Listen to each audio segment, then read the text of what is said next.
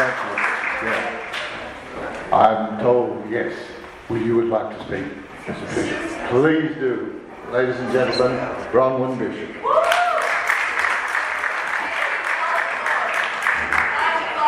Thank you very much. Thank you very much. Can I say a couple of things? When we look at the development and the questions that are raised, like time of travel, like quality of life and all those other things here, the first things we have to look at are the facts.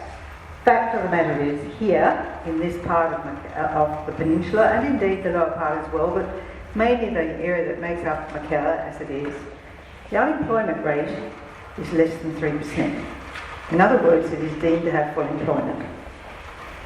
The national, I think the figure for the whole of New South Wales is about 4.7, and nationally it's about 5.9. So here we are under the pressures. So when Dr. Linfield talked about wanting to have more jobs here, that means that you would have to import more people to take up those jobs. And that's what this whole argument here is about. Greater access coming into the electorate. More people being put in high density living. Now high density living is what most people who live here have gone to escape. They want the quality of life that is the Pittwater, and is indeed, if you like, our lungs for the rest of Sydney. When people from the rest of Sydney come to our beautiful beaches and our ways, and we know they come because we see the traffic on the weekends, so they come and enjoy it. And it is because it is fresh air, it is beautiful, there are parks. All those sorts of things come into this argument, and that's what's being threatened. Now, I'm sorry, Gary, I didn't hear your speech because I said Bring Back Bronwyn.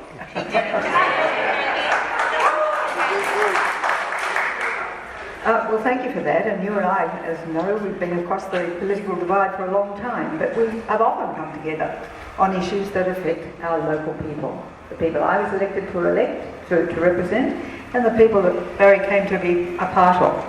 And that's an important thing in itself.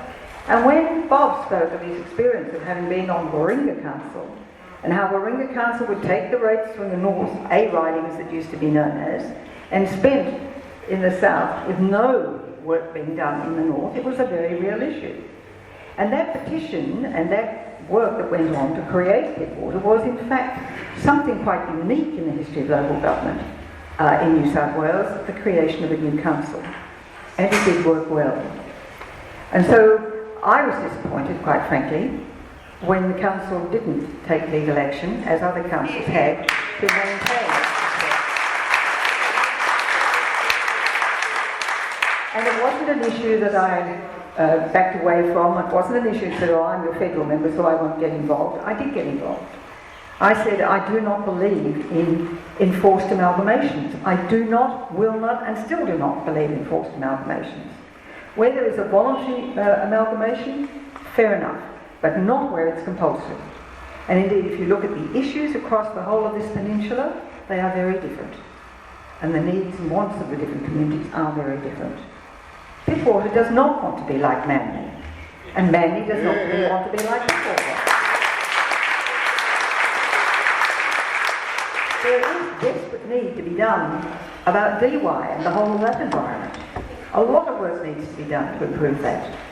But that's an issue that doesn't need to be dealt with by amalgamating the councils. And I'll tell you why they did it.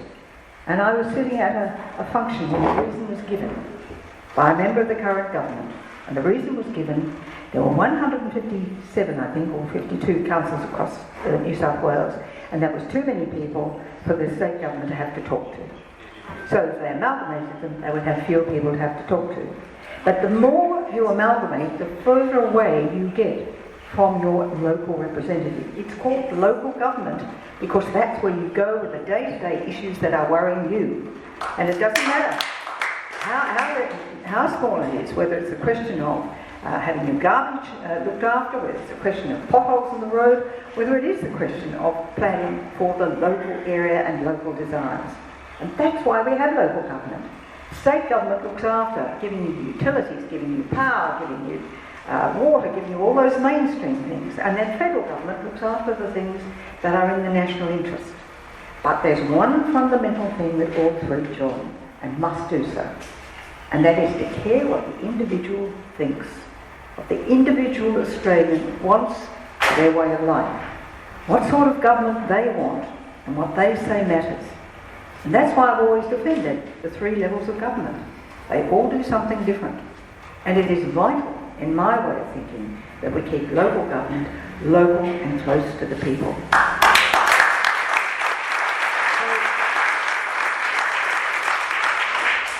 My passion for our wonderful area and the people who reside in it remains unchanged. If we go to the question of the hospital, I personally raised $250,000 towards keeping that hospital, and to see that it will no longer have the ability to do proper emergency work because it will lose its ICU, to me, is shameful. There is a need to maintain that facility here. Yes, you can have your level 5 hospital, as we're going to have at French's Forest. And let's face it, Manly Hospital had owned that land since 1949. It was always meant to be a hospital land. But Bob Askin built that hospital. One thing he did 2 great things. He finished the Spit Bridge and he built that hospital. Nobody had given anything before that. And to see that hospital now to be abandoned, to me, is just appalling. So, I know it's to be done. I know. And yet it was denied. And really we can't have that. So there is a lot of us, and it's important that activation and people who care desperately come to meetings like this. It is important that we have things like the Newport Residents Association. It is important that people have their voices heard. And so the reason I came this morning is to support those of you who feel so passionately and to see just what can be done to maintain the quality of life that we believe is not only important for us, but that we have an obligation to maintain it for those who wish to come and visit us. It's a very important thing.